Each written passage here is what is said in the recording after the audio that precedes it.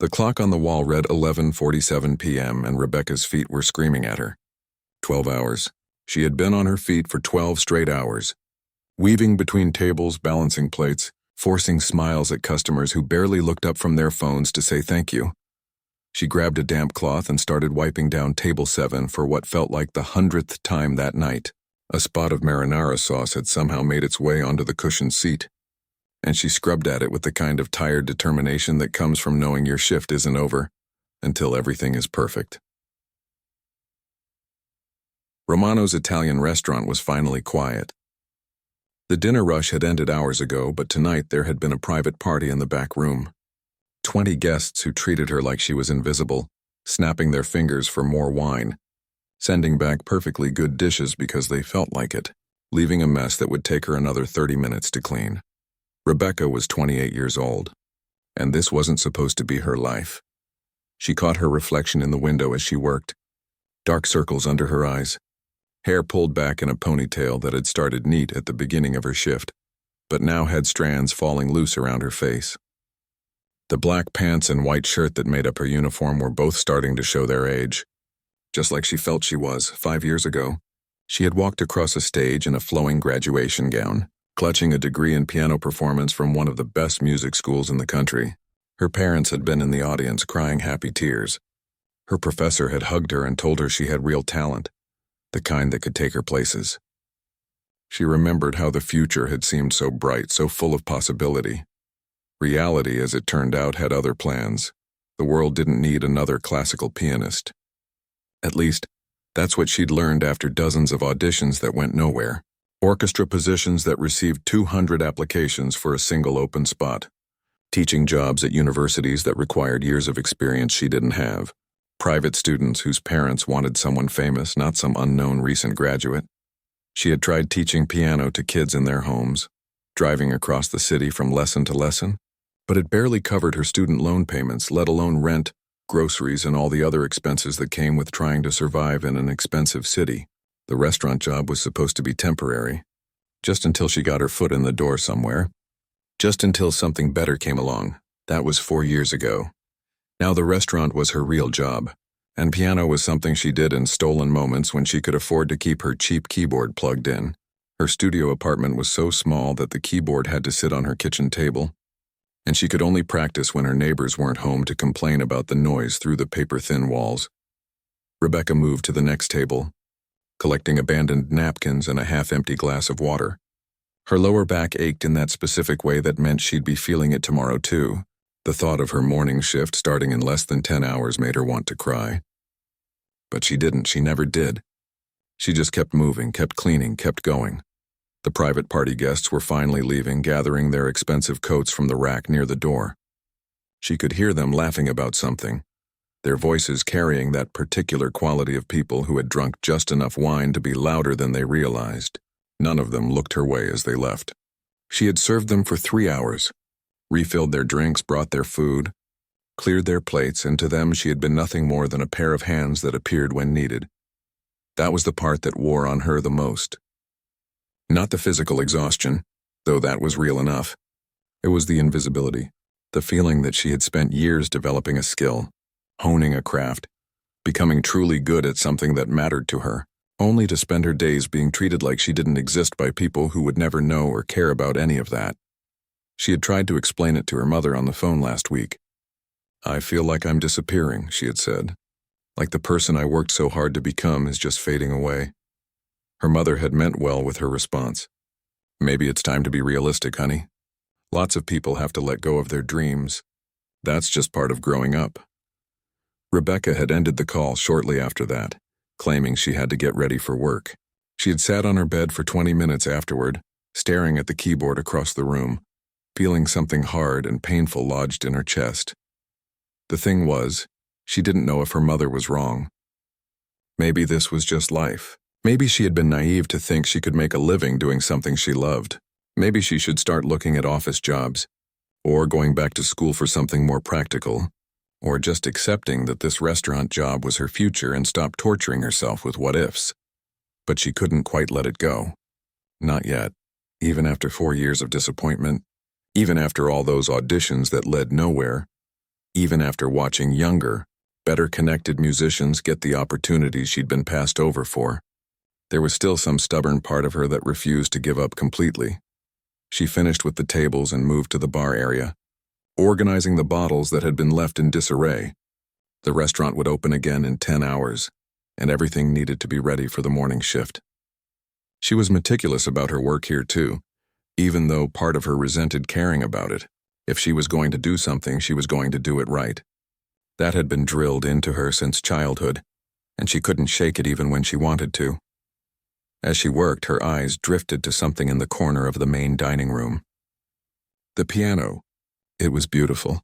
A baby grand with a polished wood finish that probably cost more than she made in a year.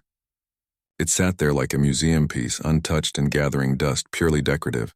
The owner had told her it belonged to his late wife, that she used to play it when the restaurant hosted live music on weekend evenings years ago. Rebecca had only been this close to it a handful of times, always while cleaning. She'd never touched it. It felt wrong somehow, like crossing a boundary she wasn't supposed to cross. She was the waitress. The piano was for display, a reminder of the restaurant's more elegant past. But tonight, standing there alone in the quiet restaurant with her feet aching and her spirit worn thin, she found herself looking at it with something that felt like longing. She hadn't played a real piano in months. Her keyboard at home, with its plastic keys and tinny speakers, was nothing like the real thing.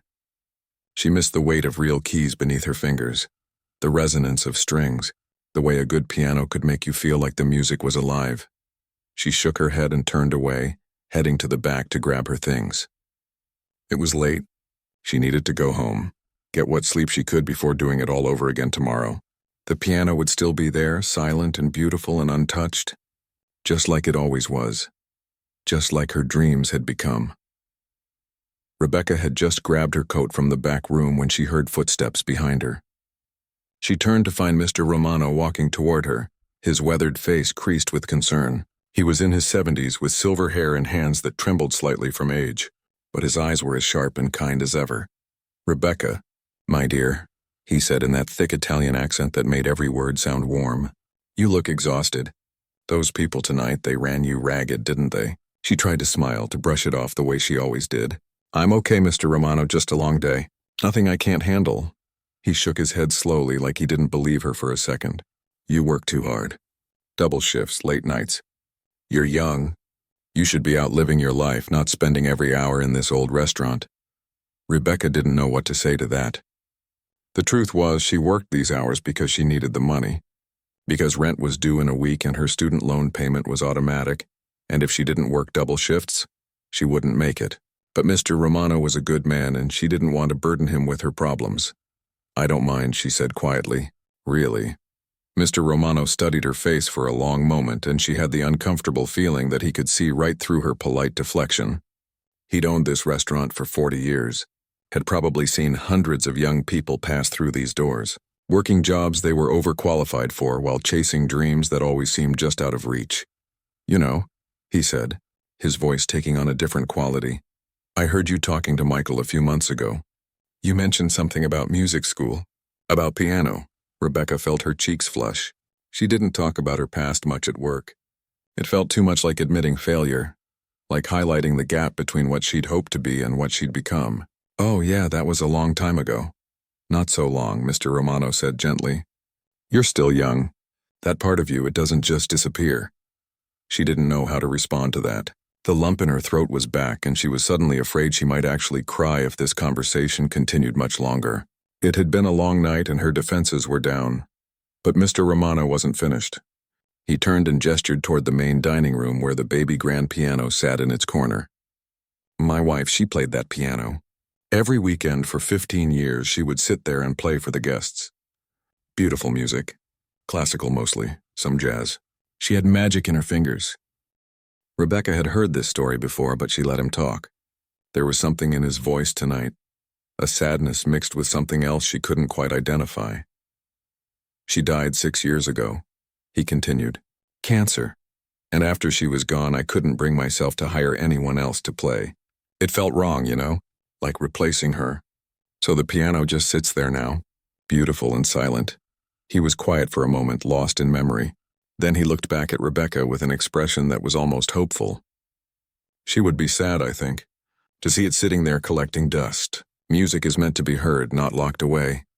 Rebecca felt her heart start to beat faster. She had a sudden sense of where this conversation might be going, and it both excited and terrified her. "Rebecca," Mr. Romano said, his voice soft but direct. "Would you play something for me? Just one piece before you go home.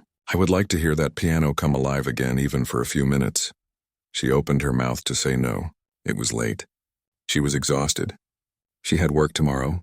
The piano was probably out of tune. She hadn't practiced in weeks.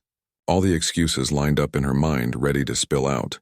But something stopped her. Maybe it was the look in Mr. Romano's eyes, the genuine hope there. Maybe it was the thought of that beautiful instrument sitting silent for 6 years. Maybe it was just that she was too tired to maintain all the walls she'd built around the parts of herself that still hurt. "I don't know," she said hesitantly. "I'm pretty rusty. And it's so late." "Just a few minutes," he said. "For an old man who would like to remember better days, please." She looked past him toward the dining room, toward the piano. Her fingers actually tingled at the thought of touching real keys again. When was the last time? 6 months? 8? She'd been invited to a friend's apartment once, someone who had a small upright piano, and she'd played for maybe 20 minutes before the neighbors complained. "Okay," she heard herself say, "but just something short. And don't expect too much. Like I said, I'm really out of practice." The smile that spread across Mr. Romano's face made her glad she'd said yes. He looked genuinely delighted, like she'd given him an unexpected gift. Come," he said, leading the way back into the dining room. The restaurant was empty now, except for one of the cooks in the back, finishing up the dishes. The lighting was dim, just the basic overhead lights that stayed on for cleaning. Rebecca approached the piano slowly, feeling oddly nervous. Her hands were shaking slightly as she pulled out the bench and sat down. The piano was even more beautiful up close. The wood was a deep, rich mahogany, polished to a shine. She lifted the lid carefully, revealing the strings inside. When she pressed one of the keys experimentally, the sound that came out was warm and full, even if it was slightly out of tune. "It's a beautiful instrument," she said softly. Mr. Romano had taken a seat at a nearby table, watching her with that same hopeful expression. "My wife, she saved for 2 years to buy that piano. It was her dream. She said a restaurant wasn't complete without live music." Rebecca let her fingers rest on the keys, feeling the familiar smoothness beneath her fingertips. She'd been so tired a few minutes ago, ready to collapse. But now, sitting here, something was waking up inside her, something that had been sleeping for a long time. She decided to start with something simple, something safe. A piece by Chopin, one of the nocturnes. It was beautiful but not too technically demanding, the kind of piece that would sound nice even if she made a few mistakes. She took a breath, trying to remember the opening notes. And then she began to play. The first few notes were tentative, her fingers finding their way back to movements they hadn't made in months. But muscle memory is a strange thing. Her hands seemed to remember what her mind had half forgotten. The melody began to flow, soft and melancholic, filling the empty restaurant with sound. She could feel it happening as she played. The exhaustion was still there, but it was fading into the background. The frustration, the disappointment, the feeling of being invisible, all of it started to dissolve as the music took over. This was who she was, underneath the uniform and the forced smiles and the practical compromises. This was the part of herself she'd been trying so hard to ignore. Her fingers moved faster, more confident now. The simple piece she'd planned to play was transforming under her hands, becoming more complex, more expressive. She added flourishes that weren't in the original composition. Let the emotion guide her interpretation. She forgot about Mr. Romano watching her. She forgot about being tired. She forgot about everything except the music. And then, without consciously deciding to, she transitioned into something else entirely. Something bigger, more demanding. Her hands knew what they were doing, even if her mind was catching up. Rachmaninoff. The opening of his second piano concerto. One of the most beautiful, most challenging pieces ever written for piano. She shouldn't be playing this. Not without warming up. Not after months away from a real piano, not when she was this tired. But her hands were already moving and the music was pouring out of her. And she couldn't stop even if she wanted to. The music exploded from beneath her fingers like something that had been trapped for years, and finally found a way out. Rebecca's hands flew across the keys, her body swaying with the rhythm, her eyes closed as the notes cascaded through the empty restaurant. This wasn't the simple, safe piece she'd planned to play. This was everything she'd been holding back. Rachmaninoff's Piano Concerto No. 2 was a monster of a piece. It required technical precision, emotional depth, and physical endurance that pushed even professional pianists to their limits. She had performed it once at her final recital in music school, and it had been the best performance of her life. Her professor had stood up and applauded. Her parents had cried. She had felt in that moment like she was exactly where she was supposed to be. That was 5 years ago. She hadn't touched this piece since. But somehow, impossibly, her hands remembered. They remembered the rushing passages that sounded like water flowing over rocks. They remembered the thunderous chords that made the piano ring like a church bell. They remembered the tender, heartbreaking melody that came in the middle, the part that always made audiences hold their breath. She was vaguely aware that something was happening around her. She heard movement, voices, but it all seemed distant and unimportant compared to the music. Her fingers ached. Her arms burned.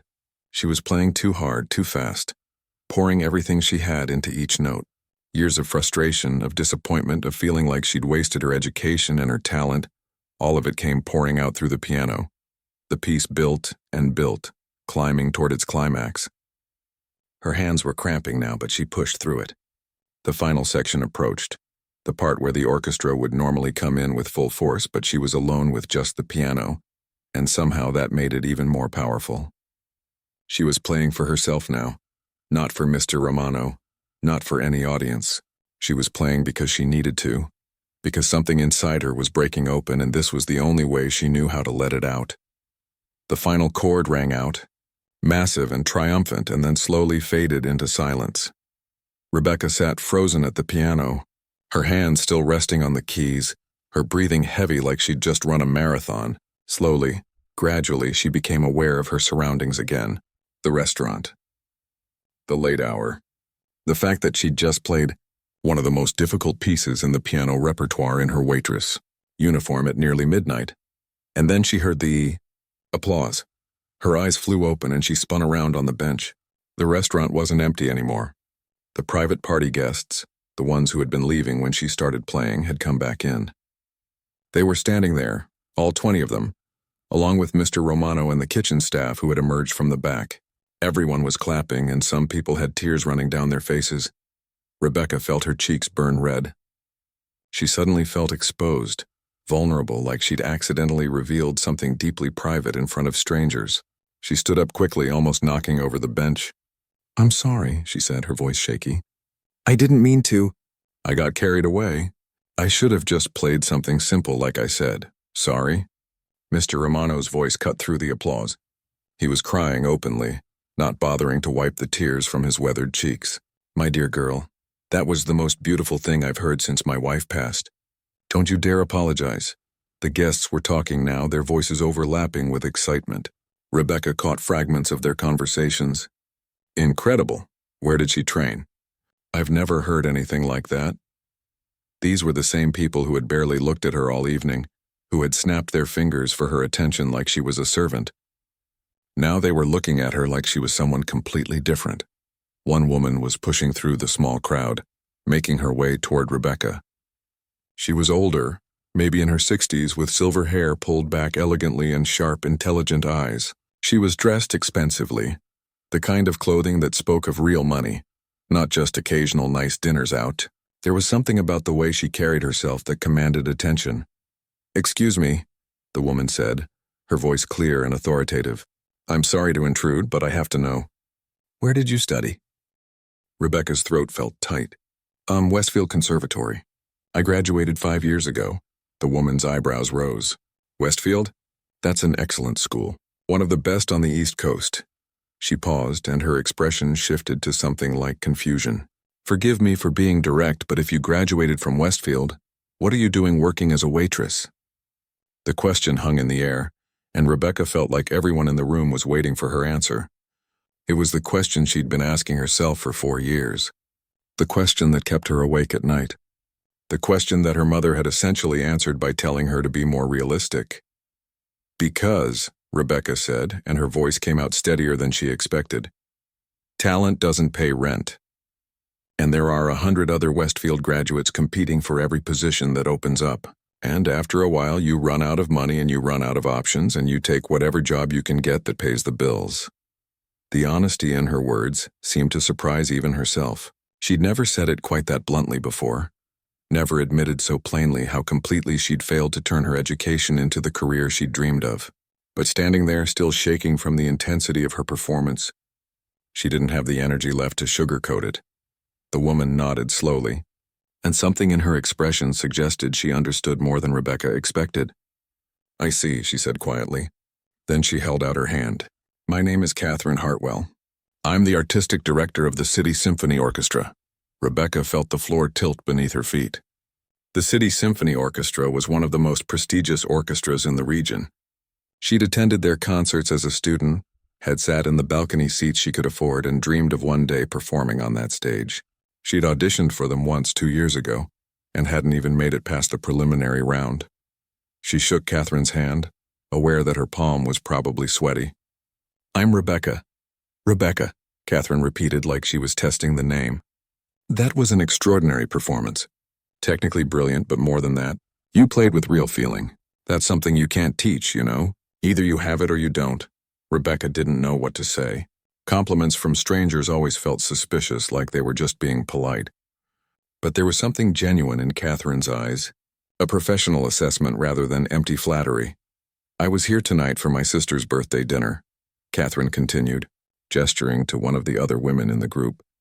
"I certainly wasn't expecting to hear a performance like that in a neighborhood Italian restaurant. But I'm very glad I did, because I think you might be exactly what we've been looking for." Rebecca's heart was pounding so hard, she could hear it in her ears. "What do you mean?" Catherine pulled a business card from her purse and handed it to Rebecca. The card was simple and elegant, with Catherine's name and title embossed in dark blue letters. "Our principal pianist accepted a position with the Vienna Philharmonic 3 weeks ago. We've been scrambling to find a replacement before our fall concert series begins. We've auditioned several candidates, but none of them felt quite right." She paused, and Rebecca held her breath. "I'd like you to come audition for us," Catherine said, formally with the full orchestra. "We have rehearsal space available next Tuesday afternoon. Would that work for you?" Rebecca's mind was spinning. Tuesday afternoon. That was her day shift at the restaurant. She'd have to ask for time off, and Mr. Romano was already short-staffed. But this was the City Symphony Orchestra. This was the kind of opportunity she'd stopped believing would ever come. She started, and her voice cracked. She cleared her throat and tried again. Yes, absolutely. I can be there." Catherine smiled, and it transformed her entire face. "Good. Come prepared to play the Rachmaninoff you just performed. We'll provide the orchestra accompaniment. And Rebecca," she paused at the door, where the other guests were finally starting to leave, "don't be nervous. You clearly have the talent. Now you just need the chance to show it to the right people."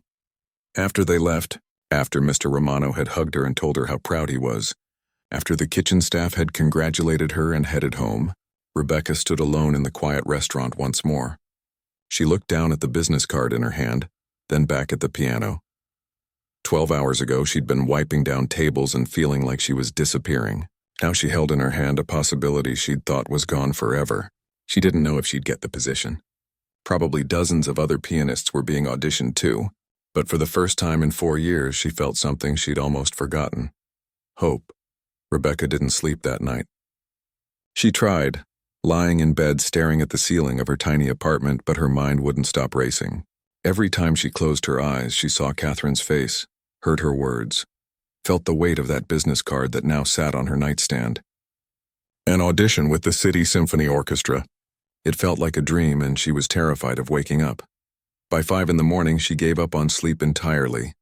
She made coffee and sat at her kitchen table, where her cheap keyboard took up most of the space. She pulled it toward her and started playing, working through the Rachmaninoff piece from memory, her fingers moving silently over the plastic keys so she wouldn't wake her neighbors. It wasn't the same as a real piano, not even close, but she needed to practice. She needed to make sure last night hadn't been some kind of fluke. The next few days passed in a blur of anxiety and preparation. She kept working her shifts at the restaurant, but her mind was somewhere else entirely. She mixed up orders, forgot to refill water glasses, nearly dropped a tray of dishes because her hands were shaking. Mr. Romano noticed, of course, and when she told him about the audition, he insisted she take Tuesday off without even asking. "You go," he said firmly. "You show them what you showed me. And don't worry about this place. We'll manage fine for one afternoon." She wanted to hug him but settled for a grateful smile instead. Good bosses were rare, and she'd been lucky to find one. Tuesday morning arrived too quickly. Rebecca stood in front of her closet, staring at the limited options hanging there. She didn't own much in the way of professional concert attire. Most of her nice clothes from college didn't fit anymore, and she'd sold some of her better dresses 2 years ago when she'd been short on rent money. She settled on a simple black dress that was a bit worn but still presentable, paired with the only decent shoes she owned. The Symphony Hall was downtown, a beautiful old building with marble columns and ornate architecture that spoke of a different era. Rebecca had been here as an audience member several times, always sitting in the cheapest seats at the very top.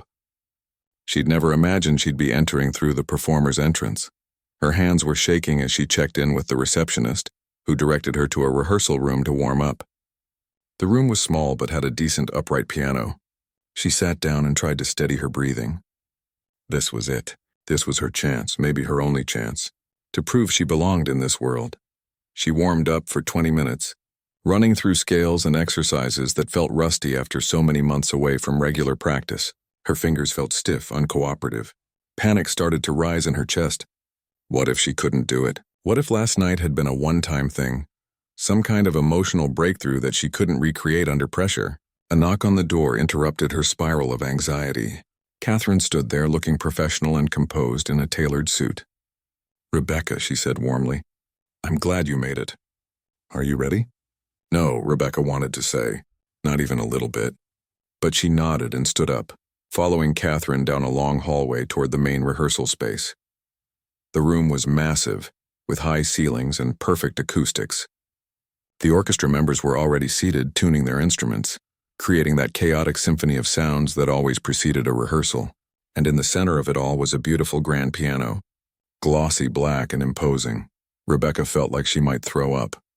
Catherine introduced her to the conductor, a serious-looking man named Vincent who shook her hand with a firm grip. "We're looking forward to hearing you play," he said, though his expression gave away nothing about what he was thinking. "Whenever you're ready, we'll start with the opening of the Rachmaninoff." Rebecca walked to the piano on legs that felt like they might give out at any moment. The orchestra members watched her with expressions ranging from curious to skeptical. She could almost hear what they were thinking. Who was this waitress who thought she could play with them? What made Catherine think someone who'd been out of the professional world for years could handle this position? She sat down at the piano and adjusted the bench. Her hands were trembling so badly she had to press them flat against her thighs for a moment to steady them. This was different from playing at the restaurant. This was an audition, a test with dozens of professional musicians watching and judging every note. The pressure felt crushing. Vincent raised his baton. The orchestra lifted their instruments. Rebecca placed her hands on the keys and then she froze. Her mind went completely blank. She couldn't remember the opening notes. Couldn't remember how the piece started, even though she'd played it hundreds of times, even though she'd performed it just days ago at the restaurant. The panic that had been simmering beneath the surface suddenly exploded into full terror. The seconds stretched out painfully. Vincent lowered his baton, concern crossing his face. The orchestra members exchanged glances. Rebecca could feel Catherine watching from the side of the room, and she wanted to disappear, to run out of this place and never come back. "Take your time," Vincent said gently. There's no rush, but that only made it worse. Now everyone knew she was struggling. Now they were all waiting for her to fail. Rebecca closed her eyes, fighting back tears of frustration and embarrassment. This was exactly what she'd been afraid of. This was why she'd stopped trying, why she'd accepted that maybe her mother was right and she should just give up on this dream. Then, from somewhere deep in her memory, she heard her old professor's voice. It was something he'd said to her before her final recital, when she'd been nervous and second-guessing herself. "When you get scared," he'd told her, "don't think about the music. Think about why you love it. Think about what it makes you feel. The notes will follow." Rebecca took a deep breath. She stopped thinking about the audition, about the orchestra members judging her, about whether she was good enough. Instead, she thought about that night at the restaurant. About how the music had felt like something breaking free inside her. About how, for those few minutes, she'd felt like herself again. Her hands found the keys, and this time they knew what to do. The opening notes came softly, tentatively, but they came. And as the orchestra joined in, surrounding her with their sound, something clicked into place. This was what she'd been missing, playing alone all these years. This was the fullness, the completeness of music made together with other musicians. The piano and the orchestra wove around each other, supporting and challenging and harmonizing in ways that made her heart ache. She played the way she'd played at the restaurant, with everything she had. Her fingers flew across the keys. Her body moved with the music, and she forgot to be nervous.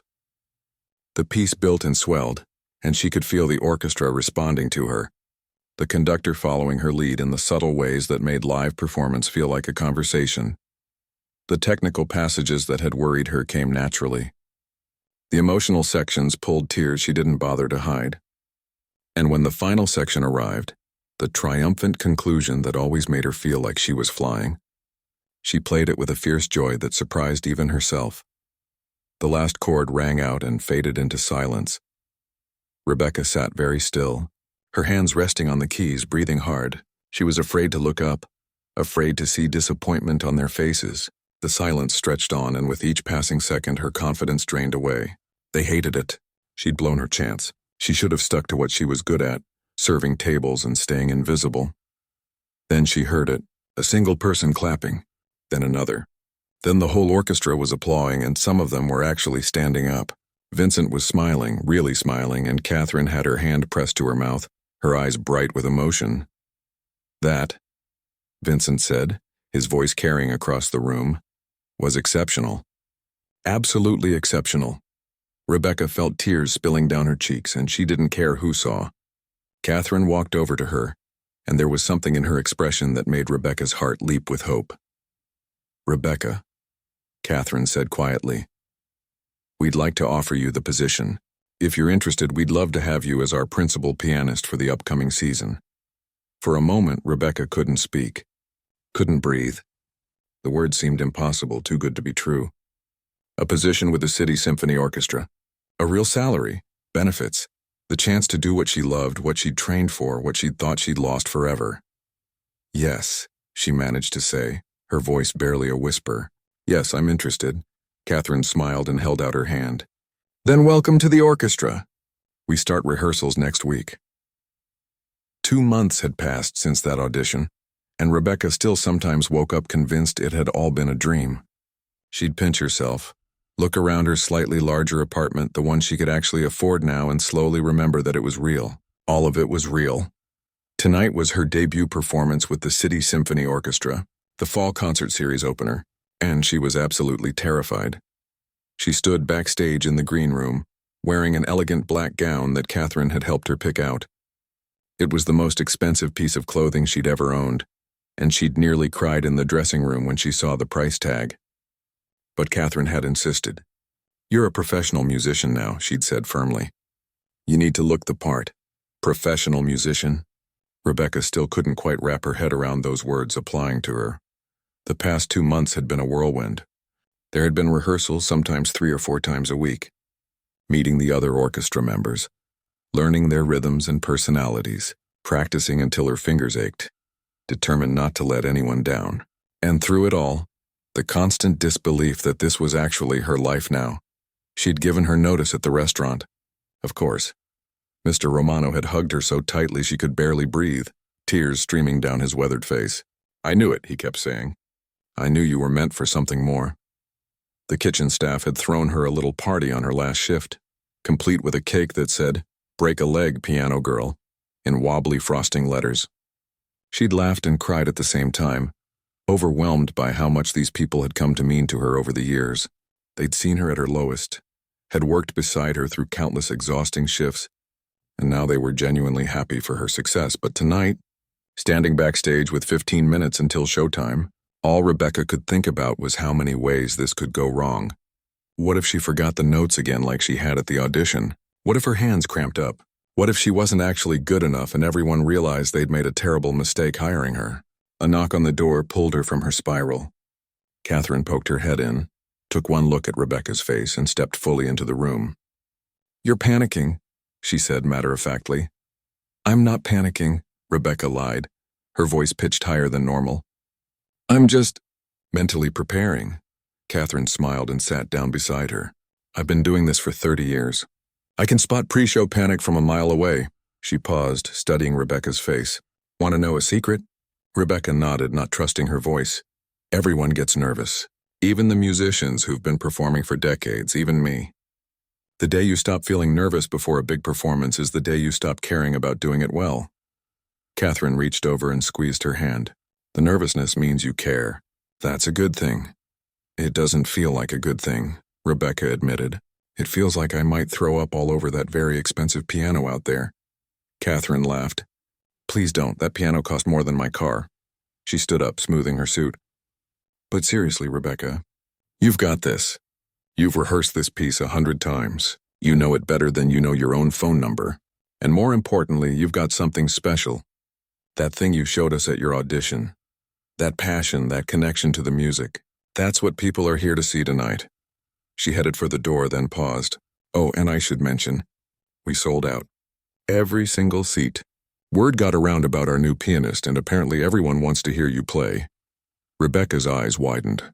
"That's supposed to make me feel better?" "It should," Catherine said with a grin. "It means you've already succeeded. Now you just get to enjoy it." And with that, she was gone, leaving Rebecca alone with her racing thoughts and sweaty palms. A stage hand appeared a few minutes later. "5 minutes, miss. They're ready for you." Rebecca stood on shaky legs and made her way toward the stage entrance. She could hear the murmur of the crowd beyond the curtain, hundreds of voices creating a buzz of anticipation. The orchestra members were already in position, tuning their instruments in that familiar cacophony of sound. And then she saw something that made her stop in her tracks. Sitting in the third row, beaming up at the stage, was Mr. Romano. He was wearing what was clearly his best suit, his silver hair combed neatly back, and around him, scattered through the nearby seats, were faces she recognized. The entire staff from the restaurant. The cooks, the other servers, even the dishwasher who barely spoke English but always had a kind smile for her. Catherine appeared at her elbow. "I hope you don't mind," she said softly. "I called the restaurant and arranged tickets for them. I thought you might like to have some friendly faces in the crowd."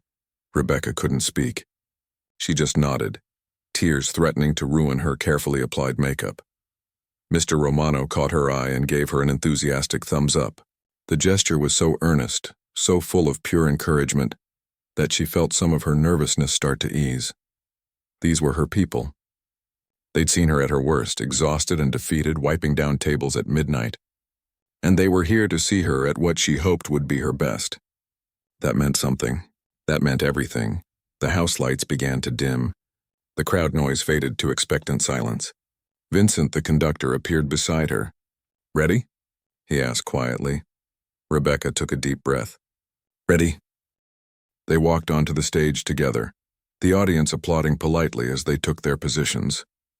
Rebecca sat at the grand piano, adjusting the bench one last time. The stage lights were warm on her skin. She could see the first few rows of audience members, their faces eager and interested. Beyond them, the concert hall stretched back into dimness. Hundreds of people all waiting to hear her play. She thought about that night at the restaurant, how she'd stood exhausted and invisible, feeling like her dreams had died. She thought about Mr. Romano asking her to play, about Catherine being there at exactly the right moment.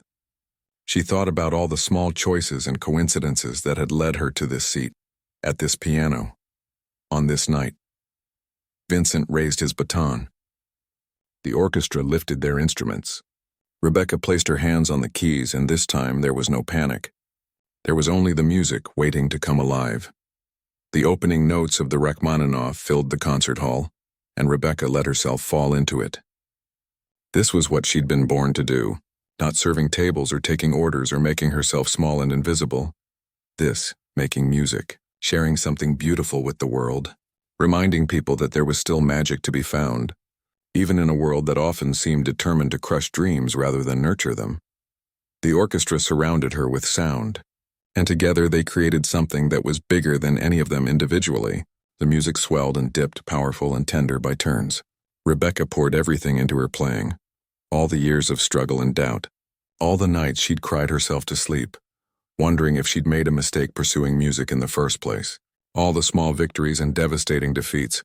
But most of all, she poured in gratitude. Gratitude for Mr. Romano's kindness, for Catherine's belief in her, for the chance to try again when she'd thought all chances were gone. Gratitude for the part of herself that had refused to give up completely, even when giving up would have been so much easier. The piece built toward its climax, and Rebecca felt herself lifted by it. Her fingers flew across the keys, her whole body engaged in the act of creation. The audience had disappeared. The stage had disappeared. There was only the music and the moment and the pure joy of doing the thing she loved most in the world.